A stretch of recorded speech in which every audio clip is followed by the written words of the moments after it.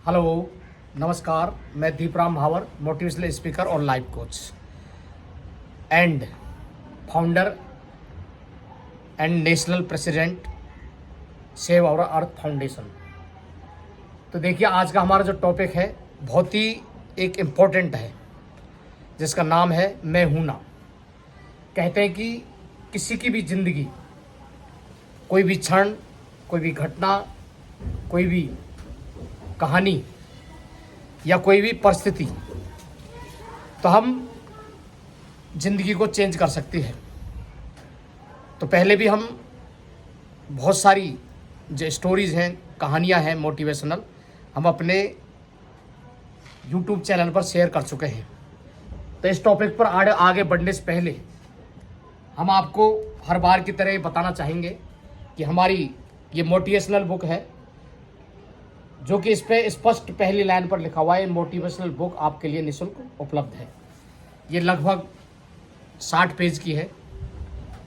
तो हर बार हम इसलिए बताते हैं कि कई लोग हो सकता है हमारे YouTube चैनल पर पहली बार देख रहे हो, जो रेगुलर जो देखते हैं उनके लिए तो पहले ही से ही इसको जानते हैं। तो हमारा जो टॉपिक है वह है मैं हूं ना। देखिए, जो शब्द है, शब्द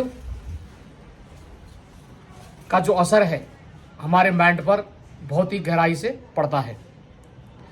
चाहे जैसे कि एक कहावत है कि कुल्हाड़ी का घाव भर सकता है, लेकिन शब्दों का जो घाव है वो जिंदगी भर नहीं भर सकता। हम जो है, हमारा जो माइंड है वो इन्फ्लुएंस होता है शब्दों से। यदि हम किसी के साथ मिसबिहेव करेंगे या उसके साथ गलत बिहेव करेंगे, तो उसका जो मन है, जो हृदय है, वो अंदर से टूट कर बिखर जाता है। लेकिन हम यदि सही शब्दों का हम प्रयोग करेंगे तो उसके मन को अति प्रसन्नता होगी और वो अपने जीवन के अंदर सकारात्मक सोचेगा। तो हमने पहले भी कह चुके हैं कि हम यदि किसी के अंदर, देखिए इस दुनिया में ऐसा कोई भी इंसान नहीं है जिसके अंदर अच्छाइयाँ और बुराइयाँ ना हो। तो सवाल ये उठता है कि सामने वाला उसके अंदर क्या चीज़ देखता है। जैसे कि माना कि किसी के अंदर अच्छाइयाँ हैं, तो हम उसकी अच्छाइयों का ज़्यादा बखान करेंगे, तो हो सकता है कि जो उसके अंदर जो बुराइयाँ हैं वो उनको जल्दी ही त्याग देगा। लेकिन हम ये मान लेते हैं किसी के अंदर अच्छाइयाँ ज़्यादा हैं और बुराइयाँ कम, लेकिन हम बार बार उसकी बुराइयों की तरफ इंडिकेट करेंगे तो उसके अंदर जो अच्छाइयाँ हैं वो भी धीरे धीरे कम हो जाएंगी। तो हमारा जो टॉपिक है वह है मैं हूं ना।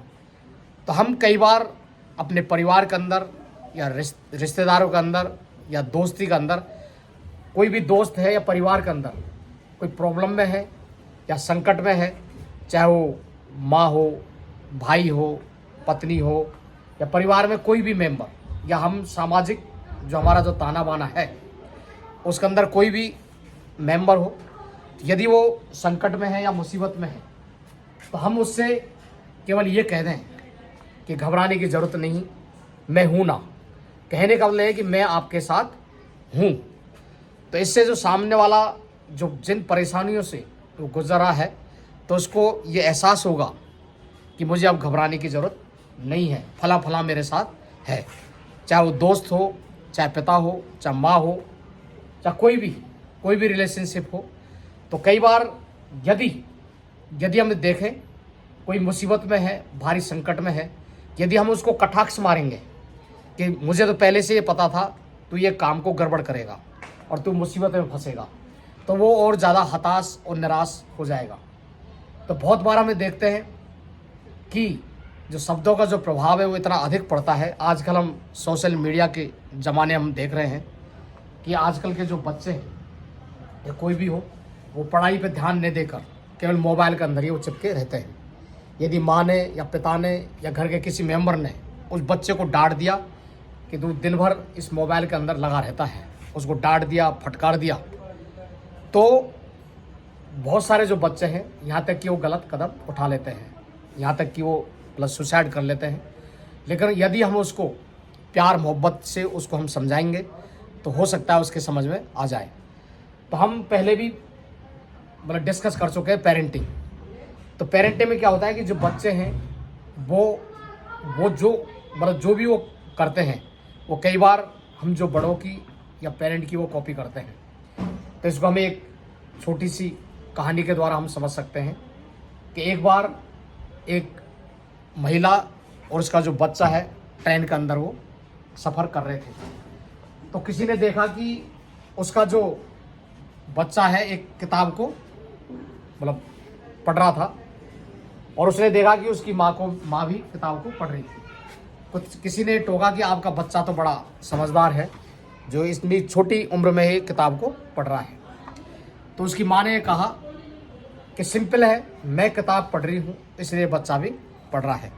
लेकिन आजकल हम देखते हैं कि घरों के अंदर हम देखें या कहीं भी देखें कि आजकल की माताएं वो घर का जो काम काज करती हैं, बच्चे उसको डिस्टर्ब ना करें तो बहुत ही छोटी उम्र में बच्चे को मोबाइल पकड़ा देती हैं। तो बच्चा छोटा सा ही बच्चा मोबाइल की उसको लत लग जाती है। यहाँ तक कि उसके बहुत सारे जो बैड इफेक्ट्स हैं उस बच्चे के ऊपर पड़ते हैं। छोटी पर वो बड़ा होता जाता है पर बच्चा उस मोबाइल की हैबिट से या उसकी आदत से वो नहीं छूट पाता। तो हमारा जो आज का जो टॉपिक में हम यही कह सकते हैं कि हमारी जो आदतें हैं, पेरेंट की जो आदतें हैं वो बच्चों के अंदर कॉपी होती हैं। यदि परिवार के अंदर जो बहुत बड़ा जिसको हम एज ए हिम्मत वाला जो शब्द है वह है मैं हूँ ना। तो हम परिवार के अंदर या ऑफिस के अंदर या कहीं भी हम यदि इस शब्द का हम सही जगह और सही टाइम पर इसका हम यूज़ करें तो मुझे ऐसा लगता है कि हमारा जो सामाजिक जो ताना बाना है, वो सामाजिक जो ढांचा है उसको मजबूती ये प्रदान करेगा। तो हम कहीं भी बहुत सारी जो जगह हैं, बहुत सारे जो रिलेशनशिप हैं उसके अंदर हम इस शब्द का हम प्रयोग कर सकते हैं। एक कहने में तो एक बहुत ही छोटा सा ये वाक्य है मैं हूँ ना। यदि हम इसको सही जगह, सही स्थान और सही परिस्थिति के अंदर या सही जो सिचुएशन है उसके अंदर हम उस समय हम इसको यूज़ करें तो ये बहुत बड़ा संबल प्रदान करेगा हमारी रिलेशनशिप में। तो हमारे बहुत सारे जो रिलेशनशिप हैं, चाहे वो पति पत्नी का हो, चाहे माता पिता का हो, चाहे अन्य जो भी रिलेशनशिप है, तो उसको ये शब्द जो वाक्य है मैं हूँ ना उसको टूटने से बचा सकता है। तो कुल मिला के है ये है कि जो शब्द हैं वो हमारी लाइफ को चेंजिंग करने में, चाहे वो पॉजिटिव वे में हो चाहे नेगेटिव वे में हो, उसको चेंज करने में बहुत बड़ी भूमिका निभाते हैं। तो हम आज के वीडियो से यही कहना चाहेंगे कि कहीं न कहीं जब हमें ऐसा लगे तो हमें इस शब्द का ज़रूर, इस वाक्य का प्रयोग हमें ज़रूर करना चाहिए।